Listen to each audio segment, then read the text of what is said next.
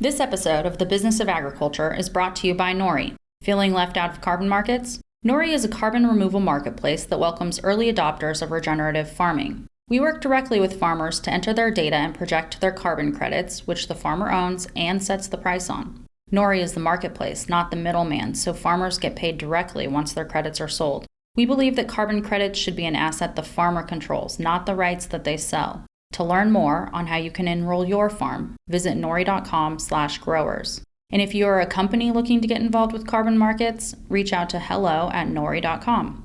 Nori, a carbon marketplace for early adopters. Visit nori.com/growers.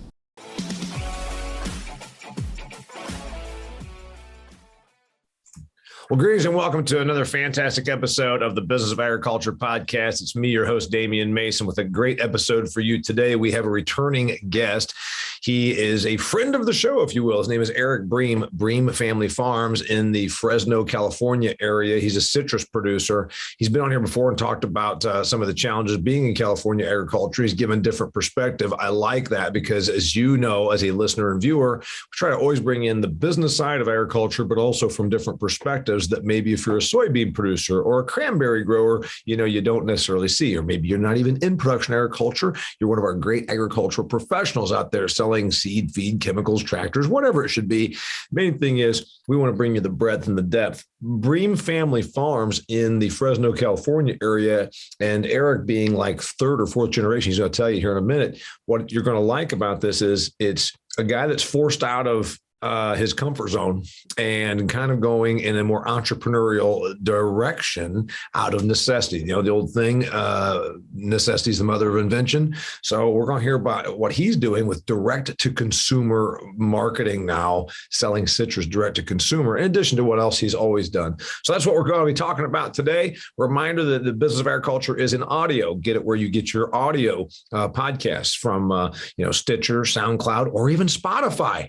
Unlike that old senile drugged out rocker / folk musician, I'm not yanking my stuff from Spotify over Joe Rogan. You know what? If you put me and Joe Rogan in the same sentence, it's probably good for my podcast ratings anyhow. So by all means, find my podcast wherever you do, but also check it out on YouTube. We make every one of our podcasts in audio and also a video if you should need to see any visuals. Eric Bream, welcome to the Business of Agriculture podcast. Thank you. It's good to be back. It said frequent guest. I think this is like episode 3 or 4 that you've been on. I'm checking out social media where I keep up with you. I try to keep up with Western agriculture, of which you are a part of. Third generation out there? Fourth? I can't remember exactly what you are. You were a citrus producing family. Great grandpa started it. Kind of give us a little background. Yeah, my grandfather, I'm actually third generation, and we are celebrating our 70th year this year. Started in 1952. And when Southern California was being paved over, my family was involved in the citrus industry down in Southern California, Glendora area, and moved to this area in the early 50s and moved the family here and kept it up. You post stuff on social media, and I remember you take out your knife and you slice an orange, and you say, "This came off a tree that's older than me. It's even older than the Bream Family Farms." You've got some citrus plantations up there that go back like 100 years, right? Yeah, ours is 110 years old. It was planted in 1912. That particular area where it's planted, that's not uncommon at all. There's several other ones around there that are even older than that. It was kind of the original area here where they were planting citrus. So here's what we got going on. When you were on before, we talked about regulation. And so in 49 other states, we kind of marvel, or at least the middle of the country, like where I'm from, we want agriculture. We like agriculture. South Dakota is sending their government paid representatives to California to try and get people like you to move to South Dakota. They like agriculture in the Plain States, Midwest. Seem to hate the hell out of it in California. You sue the chemical companies. You deprive your people of water. You're completely outnumbered. 40 million people in that state, and about a handful of them are involved in agriculture. You're the biggest agricultural state in the union. Dear listener, if you didn't know that, California has more agricultural revenue than any other state. In fact, they're 50% more revenue out of agriculture in California than there is to the number 2 state, which is Iowa. How do you do it? How do you make it? How do you work out there, man? What happens? It's definitely got its challenges. It's tough. And it gets tougher every year, which is and is going to continue that path. I don't see it going any different unless something a major shift in politics and in public sentiment changes it. And I just don't see that happening here. And it's getting to the point where the regulation that we're faced with, the additional costs that we're continually faced with, takes an operation like ours and it puts it in kind of a strange position. And you start going over your choices and you say, okay, what are my choices? One of them is you can sell and just exit the industry, which is pretty tempting based on land prices right now. Right. Yeah. For me personally, that's not an option that I want to consider unless I absolutely have to. When I took over the ranch, it's, I made a commitment to myself and the family that, my purpose and in doing it would be to get it to the next generation. And so that, that's really not an option for me.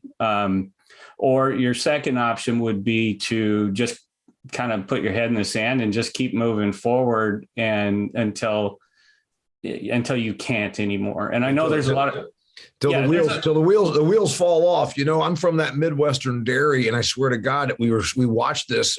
It's not happening like it did, but that whole 70s, 80s, 90s, where you're like, these people that I've known, and I see them, I understand the business. You're still milking cows like you've always done, and you're not capitalized enough to quit, but you're also not capitalized enough to expand. It's just, you just keep going. And then eventually the wheels literally fall. You're living off of depreciation. You're using, assets that are, fully depreciated, 20, 30, 40-year-old equipment, et cetera. And it's like, God, is this how you want it to end? And of course, that's what you're saying. You're like, I don't want to do that. You said something before we started recording, and I think we need to give a little background on this.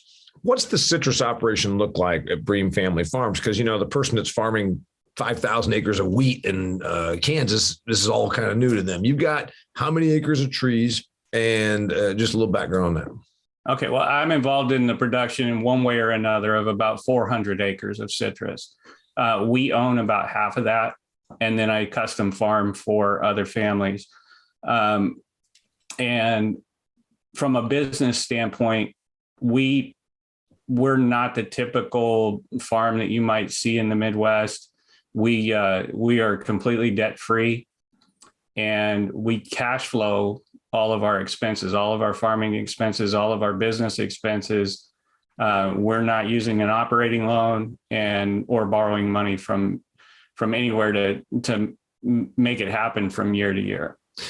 Yeah, you said that right before I hit the record button. And then you said you are and you're not being in any way arrogant. This is business after all. You don't use operating money and you choose to be debt free. It gives you a bit more latitude and probably you sleep better at night. But even with that, you said you read this study by Cal Poly, which a lot of folks don't realize is an ag school, Cal Polytechnic. And it said, I'll give you some numbers about cost of regulation. There's a water issue in California, and you, even as well positioned as you are, meaning a lot of farming operations aren't debt free, that are more reliant on borrowed capital, et cetera. You said even then you were still concerned, like, man, even though we don't have any debt and we cash flow, I'm not sure that I'm going to still be able to be here 5 years from now. Tell me about that. Well, it has a lot to do with, all those regulations that have come our way. That particular study showed an average in the Central Valley of an increase over a 6-year span of 265%. And I don't remember the number offhand, but citrus was the outlier on the high side. And by the way, that percentage going up for the listener, that means the cost of complying with government regulation increased in a 6-year time span by 265%. Yeah, and it's gone up since then. The last of that data was 2018, so we're 4 years ahead. And I guarantee you, it hasn't been quantified by a study, but I can just tell you because I write the checks. that it's gone up, and it's going to continue to go up, particularly as it relates to water. I don't want to go too far down the rabbit hole about how California water works specifically in my area. But our costs are probably going to increase on water within the next 2 to 5 years, are probably going to increase by at least that amount, percentage wise, another 250% maybe. Oh my. And when you kind of put all that together, I can't see how the people that we rely on to process our products can keep up with the pricing just on the way things are based, just the way that system works, and who the players are in a concentrated retail market. That I'm not sure that's going to keep up. So as I kind of referred to earlier, I've got a few choices here. I think for us, if I started, having to borrow money to do our operation on a day-to-day basis, and we start going backwards, I would just be eating away at all the equity and the hard work that the previous generations of my family went through. So I decided that I didn't like that either. And I decided that, one of the things that we can try is to just pivot and see if what consumers tend to say, if we offer that to them, if they will actually purchase it. Yeah. So what you're talking about is, the big picture here is you are faced with a tremendous amount of cost, and you thought, for me to stay in this business, normally your product would go where? Before we get to the direct to market stuff, where would your stuff go just as is? Well, we've only taken 5% of our acreage out for this program. Okay. 95% of your acres of trees go to a broker, a jobber, a wholesaler? They go to a co-op. They go to Sunkist via one of their packing houses, but it's marketed through the Sunkist system, and that was the best option for us. We haven't always been in the Sunkist system, but that became the best option for us moving forward, I think. Okay, so that means you harvest, and it's almost all oranges. You have a few acres or something else? Well, we grow 8 different varieties across those, but we're heavily invested in navel oranges. Yes. Okay. Navel and Valencia oranges. Yeah. Okay. And so these oranges go to Sunkist system, et cetera. And you said, I'm going to do something different. I'm going to go direct to consumer. So you made this decision, say in the last 12 months, and now here you are off and running. The idea was to boost margins and to give yourself a little income diversification. I assume those are the two things: higher margins and income diversification. Yeah, it's really about the higher margins because, when I've talked to people in the industry about it, they're like, why are you doing this? And I said, well, to subsidize my water costs. Mm-hmm. That's, right.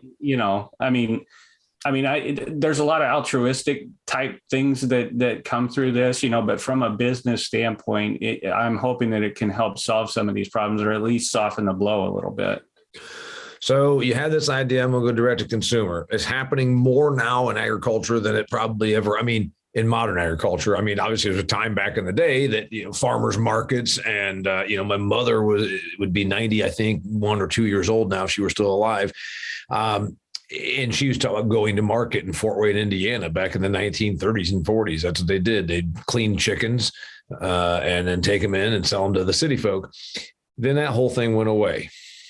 And then the internet, the foodie movement, the affluence of America, frankly, opened up these channels where it's like, you know what? I don't have to just go and get what they have at Walmart or at Kroger, which are still fine options. But now there's the whole thing of, I want to buy my stuff from Farmer Joe and his carrots, or Rancher Rick and his grass-fed beef out in Montana. It's really what we're talking about here. I didn't know if anybody was doing it with citrus. So kind of talk about the decision that you made and what happens. Yeah, I'm not the only one that's doing something similar. I think I've taken it to a different place than anything that I've seen thus far. Mm-hmm. There's what I had to do was I had to take a look and say, and just ask myself some simple questions. And the biggest question is there anything about our operation that's different that we can leverage and provide a different value to a potential customer over what the conventional system supplies them? And, because my deal was, in thinking about that, was if I can't find that, we probably ought to just go ahead and exit now. Rather than try and grind this thing out over the long term and potentially put ourselves at a much higher risk category as far as our equity goes. Mm-hmm. So I said, well, every year I cut open an orange in this 100-year-old block of citrus trees, and people on the internet seem to kind of relate to that, right? Mm-hmm. People, it catches their interest, I guess. And realistically, those older trees in that kind of climate, it really is kind of a unique piece of fruit. It's a little different, very sweet, tasty, definitely different than what you're going to get in your grocery store. Okay. So that was step one. Step two was really taking a look at the conventional system and saying, okay, how can I poke some holes in how this works and see if we can provide value? So in the navel orange market that comes out of California, the top 30 to sometimes up to 50% gets exported out of the country. And so from a quality standpoint, a lot of what stays here in the country isn't necessarily the highest quality. That's an interesting thing. So why, we grow these really good oranges. And so the best California oranges, navels, that's the eating versus the juicing, I'm guessing, right? Right. Yeah. Eating versus juicing. So the variety that mostly gets made into juice is what variety? Those are Valencias. Valencias, okay. Yeah. In California, we don't even grow them for juice. I grow Valencias, but they're for fresh consumption because there's no way with my cost structure that if we juice those that I could make any money. Okay, because juice oranges are lower priced. Oh, it's you lose. That's a losing proposition if something goes to juice. Okay. So how do the Brazilians make juice for oranges for juice? They just do it cheaper? Well, yeah, their cost is way different than mine. Yeah, exactly. Exactly. They what environmental what? What the hell are you talking about, senor? Okay, I guess that wouldn't be senor. They speak Portuguese. Okay, navel oranges from California, the top third or one half gets shipped, which is interesting. So you're saying the stuff that we're getting that's California navels might not be the best. Okay. Yeah, I don't think that's an unfair statement.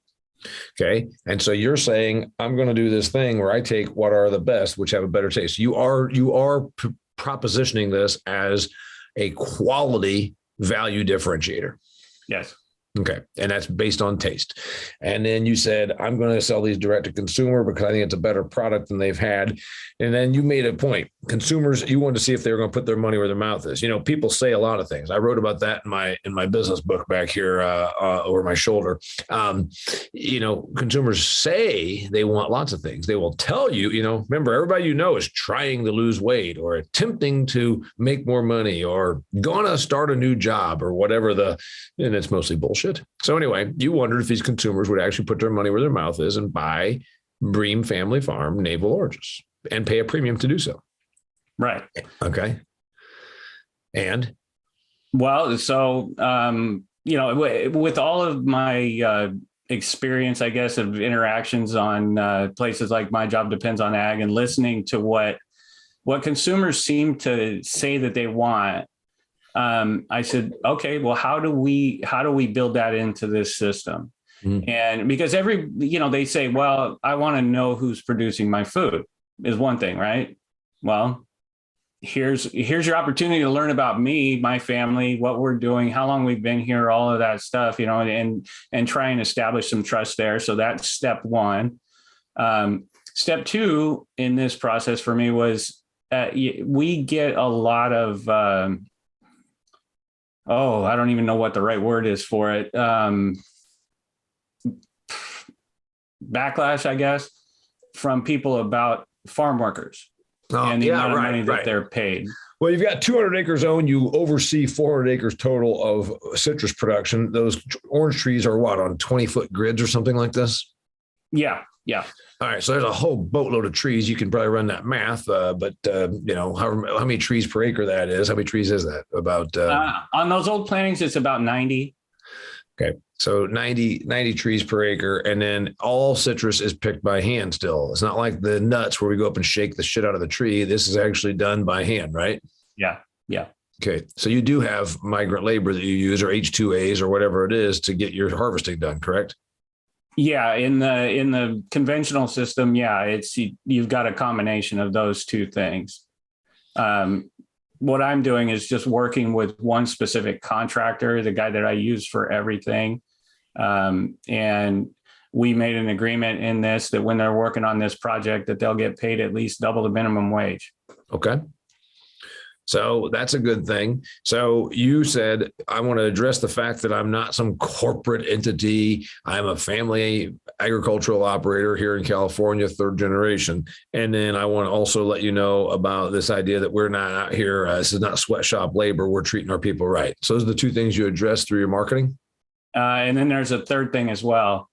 So obviously, not every piece of fruit that's hanging on those trees is going to make the grade where I'm comfortable shipping it to someone. So the question comes up of what do we do with the rest?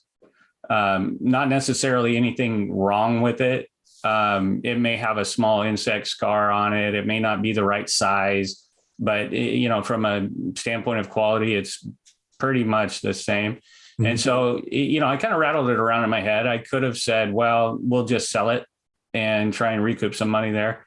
Instead, what I did was I said, well, let's look at this issue that we have in California that seems to be continually getting worse, and that issue is homelessness.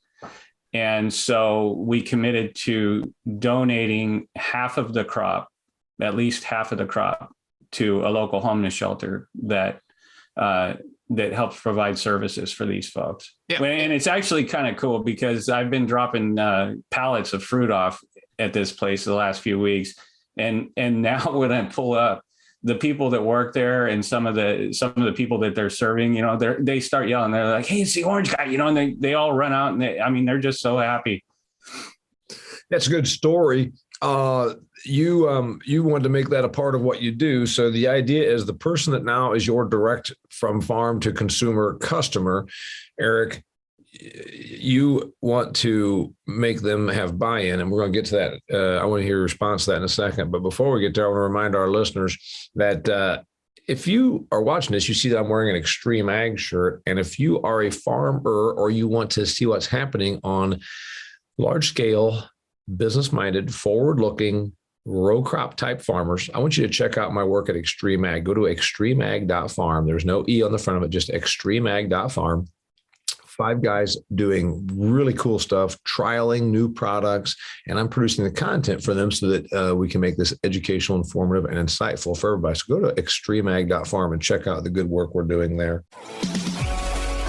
Question: have you ever lost yield to an unexpected pest or disease? Now I'm talking to farmers and landowners here. But it's every season that you're forced to guess about some of your most important management decisions. Well, now you don't have to. Pattern Ag offers the most advanced soil analysis available today. In addition to a comprehensive nutrient analysis, they can predict next season's risk from the most damaging pests and diseases, including corn rootworm, soybean cyst nematode, sudden death syndrome, and more. For the first time ever, a single soil analysis can help you optimize your crop protection and fertility spend at a subfield, field, and operation level. Refine your management decisions, optimize inputs, and maximize your yield. Go to www.pattern.ag and get started today.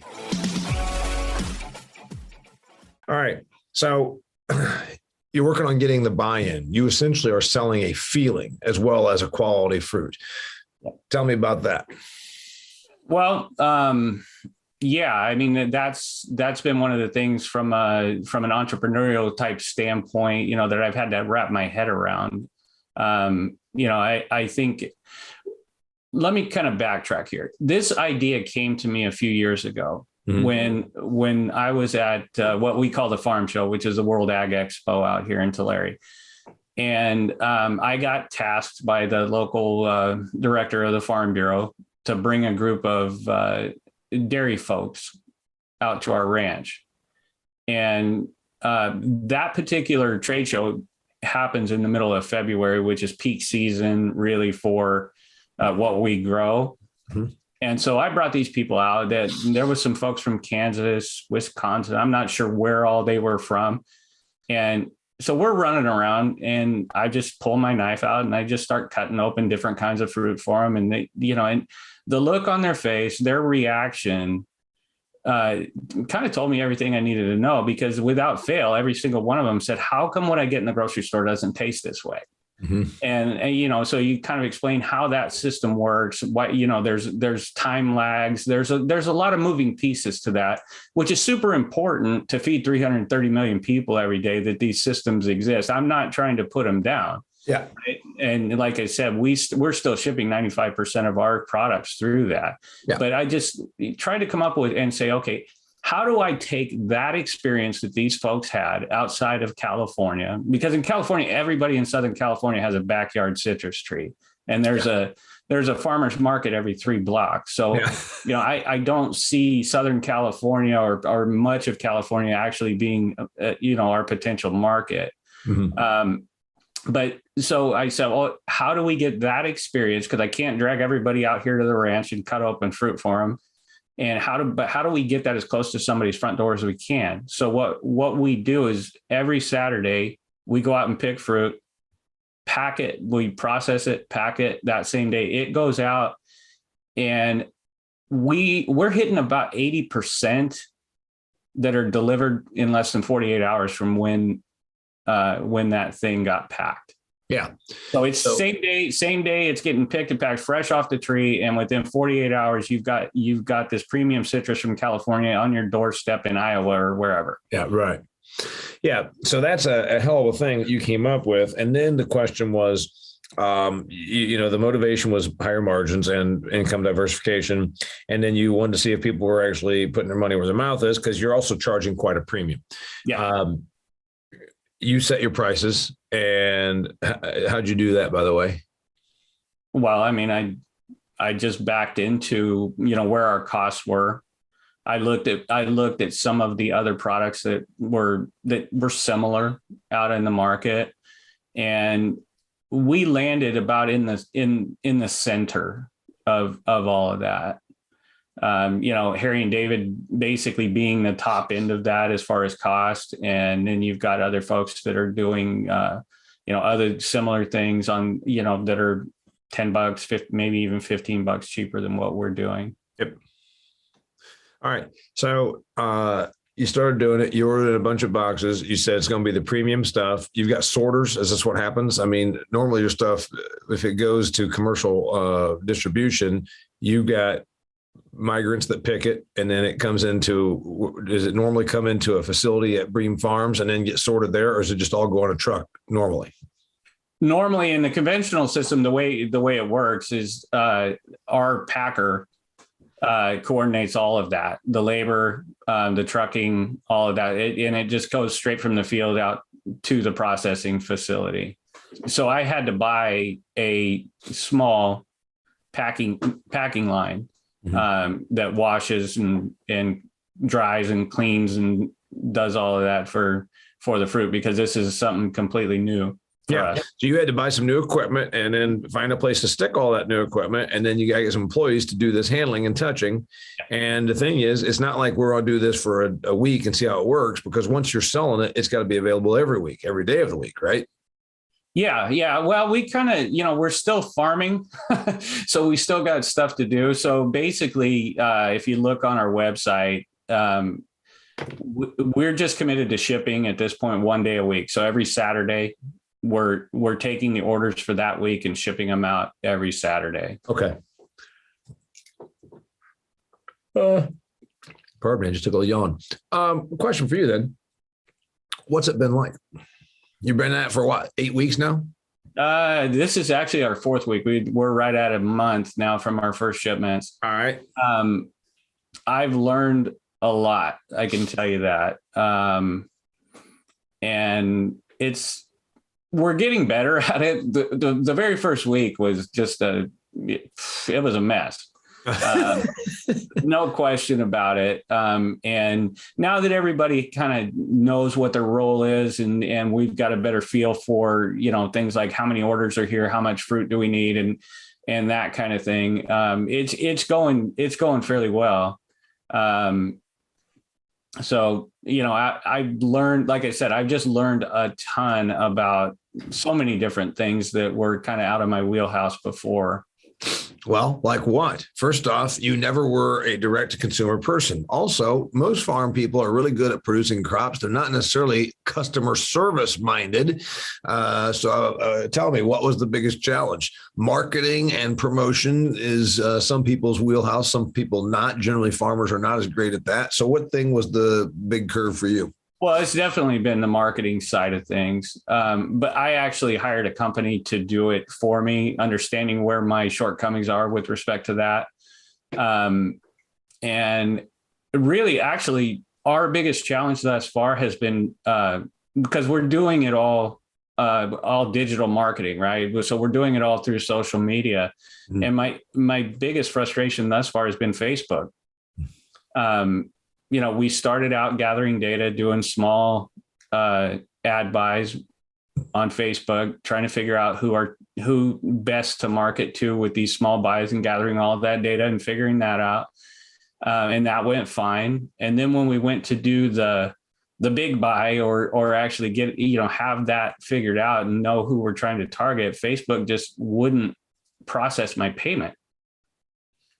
And to this day, we still don't have that figured out, and it's really kind of thrown a wrench in things. So yeah, that's definitely been a challenge. The sales, it's only been 4 weeks in. Surprise you on the upside, surprise you on the not upside. Which one? Or what you expected? I think I had higher expectations.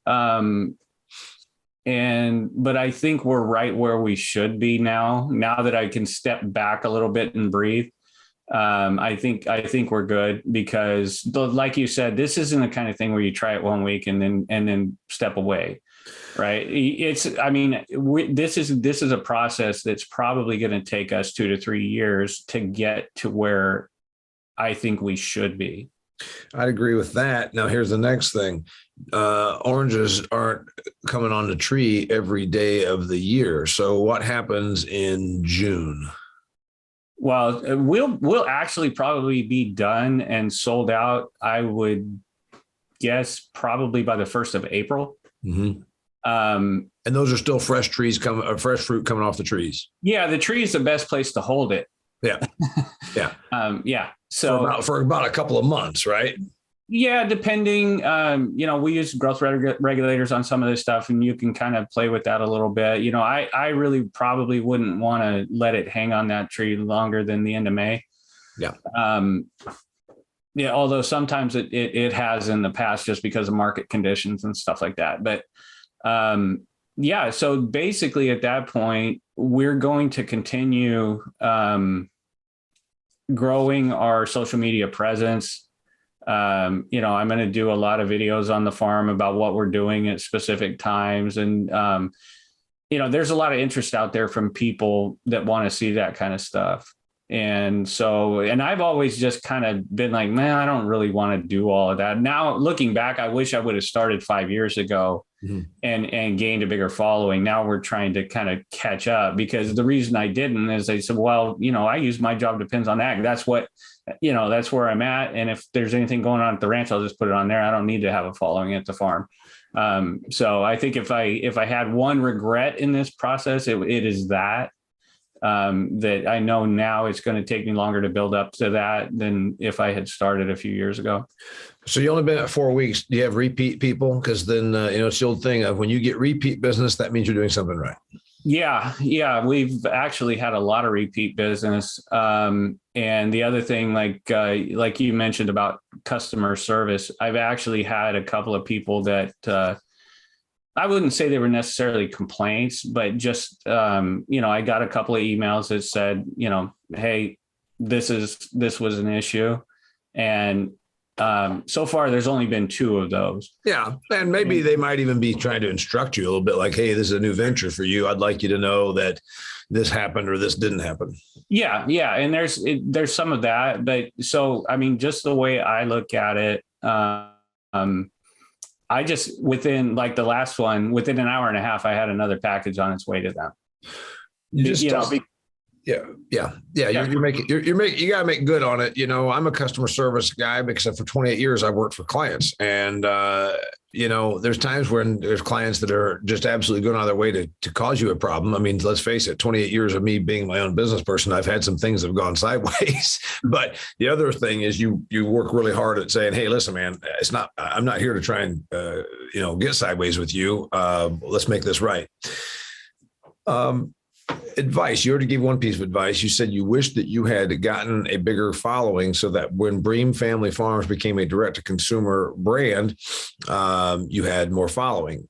What's the other advice to somebody that's out here that's a operator saying, I'm inspired by this because I hear what Eric is saying.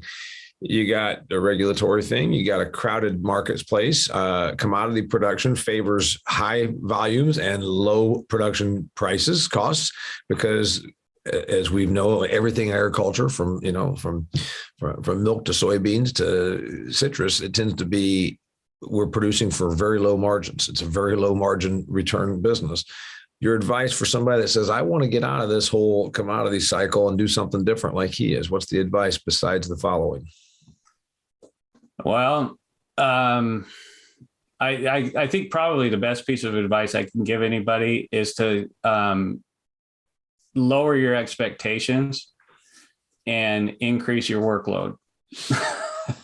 Because those 2 things, I know when I first crunched the numbers on all of this, I thought, oh, wow, this is going to be the greatest thing ever, and then the realities that you didn't know about beforehand start to come at you. Mm-hmm. And so that, I think, have a good plan. Insert the right people in places where you aren't necessarily as strong in those places, if you can, and other than that, maybe take sleeping pills. I don't know, because I tend to wake up at 1 a.m. these days and just stare at the ceiling and can't go back to sleep because my head starts going. But yeah, I mean, that's the way it is when you run your own business. I have those nights also, thinking about things I should be doing, things that I've not done enough of, whatever that thing is. But you also did something else. You took 5% of production and decided to apportion it this direction. You didn't go full tilt and take 95% of your production and change up the business model overnight. You did it with 5%, with the idea, I assume, that you're thinking will grow to 10 to 20 to 30 or something like this. Maybe. I'm not really sure. That part of it for me is a little fuzzy. If we may just continue on this path rather than trying to scale it. I've got a few other ideas, but it's really kind of a long-term thing. What you'll never see me do is try and sell you a t-shirt or a bag of popcorn or something like that. And that's kind of, I think the simplicity of what we're doing, where it's one product from one specific place at one price. And this is what you get, and it's limited availability, maybe 4 months out of the year. And that's that. I've looked at a lot of other people that are doing this kind of stuff, and they're trying to sell beanies and ball caps and stuff. I will never go down that path. I will say that on the record right here. All right. Well, you know what? What about the person that doesn't like oranges, but they really like beanies and ball caps? I mean, I don't know, Eric, you're leaving customers out there, you're leaving money on the table, they might tell you. Well, I just tell them to get a Damian Mason beanie. I don't know. Yeah. Well, and I don't have those either. So you're making me think that I should fill this void that you're not there. I need to put out extreme ag beanies, maybe, which is interesting. People in the West call them beanies. They were called stocking caps in Northern Indiana when I was a kid. And his name's Eric Bream. And he's doing something pretty cool that is certainly he's not the first person to do it, but it is a growing niche. And I wanted to get it on here because I see direct to consumer marketing happening. And I think it's something that a niche player can do. I've been telling my ag audiences that for a long time, that we now live in a time because of the foodie movement, because of the affluence, because of the internet, and because of shipping. And also we have a consumer that before the pandemic was already starting to buy crap online. And then once they got told by the government, just stay home and stay scared and stay online, these Amazon trucks, I mean, my God, you almost have traffic jams of just Amazon trucks. So we have a consumer that now is very comfortable ordering everything, from beanies and ball caps to steak online. So I think that there's a real opportunity. And you talked about selling the story. I've read your thing. It's let me tell you about Bream Family Farms, third generation, been in California. So you're selling a bit of story and buy-in, so that the idea is that the consumer feels good about buying your stuff. I think that's what I sensed. I don't. It is that, but it's also the one thing that the internet doesn't allow you to do very easily is establish trust with someone. And I think more than that, it's really just, that education to someone to try and establish that trust. And then, it's up to me to be able to keep it. Do any of those people then say, I want to come and see Bream Family Farms? Because, there's the other side of it. Either they're really bought into it or they're calling bullshit. You know what? This is just some corporate entity out of Brazil anyhow, pretending to be that. You got anybody that wants to come and see, to check behind the curtain? No, not yet. And that would actually be okay with me. We're actually, we're probably going to start doing some different things here at the ranch. We're talking about doing a bloom dinner. When the trees are in bloom, the smell is pretty incredible. Mm-hmm. And I just think it would be a really cool thing to do, to have a couple hundred people out here that wouldn't normally be able to experience that, and do something along those lines. So we're looking at some other options too. And, but we're real. Yeah, you are real. And if somebody wants to check out what you're doing, or more importantly, become a customer, tell them where to go. BreamFamilyFarms.com, or you can follow us on Facebook or Instagram as Bream Family Farms. And Bream is spelled B-R-E-A-M, Bream, like beam that you walk on with an R after the B. Bream Family Farms. Last tidbit that you want to share with, as a frequent guest here on the Business of Ag podcast. You got anything? Oh, I don't know. You still optimistic? Are you still optimistic? You said I could just sell this for development or to some other larger citrus producer that's gathering up acres, or I could kick out of here. You're obviously not doing that. You're a little younger than me, and you're going to stick with it, right? Yeah, and part of that is because I live here and I see what happens to rural communities as consolidation happens. We see it a lot here in California. There's a lot of investment groups, multinational players that will gobble up any of the land that they can get their hands on. And from my perspective, I think the more, especially in a place like this, Tulare County, where most of our farm is, we did $7.5 billion in ag revenue last year. Mm-hmm. So our economy here is very dependent on agriculture. And to me, it's important to try and keep family farms viable and solvent moving forward for the purposes of making the community better.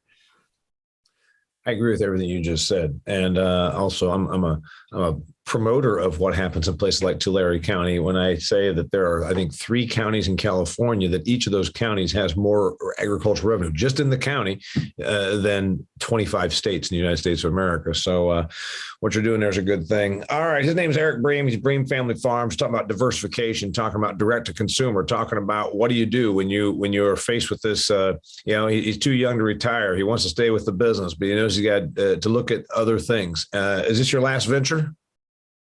Oh, no. I think, honestly, I'm just getting started. I think you are too. So you got the Bloom dinner and you got this and then whatever the next thing is, another year or so, come back and tell us about the next venture. Yeah. So one of the things that's actually on the list, and this is a longer term project, is there is a piece of fruit out there that's called a Bream Taroko blood orange. And that particular piece of fruit was kind of discovered and put into the University of California system by my grandfather in 1994, and it's become a viable variety. And I've got like 7 trees of it planted. We didn't plant any of it commercially, but I'm looking at within the next couple of years doing a planting of that and kind of maybe expanding into that space to see if there's some additional value that we can kind of get out of that. So essentially you'd have a proprietary variety. It's not necessarily proprietary because it all goes through the University of California, but the name is attached to that particular variety because it came, the budwood came from one of our ranches. Awesome. All right. Keep us posted. Dear listener and viewer, if you want to learn more about what he's doing there, go to Bream Family Farms. He just gave you the website. Check it out. Please share this podcast with friends of yours that are ag and non-ag people alike. And certainly if you know somebody that is looking for gifts, you know what better than to do one of his packages. He's Eric Bream. I'm Damian Mason. Until next time, thanks for being here, buddy. You bet. Until next time, it's the Business of Agriculture. This episode of The Business of Agriculture was brought to you by Nori. If you're feeling left out of carbon markets, Nori is a carbon removal marketplace that welcomes early adopters of regenerative farming. We work directly with farmers to enter their data and project their carbon credits, which the farmer owns and sets the price on. Nori is the marketplace, not the middleman, so farmers get paid directly once their credits are sold. We believe that carbon credits should be an asset the farmer controls, not the rights that they sell. To learn more on how you can enroll your farm, visit nori.com/growers. And if you are a company looking to get involved with carbon markets, reach out to hello@nori.com. Nori, a carbon marketplace for early adopters. Visit nori.com/growers.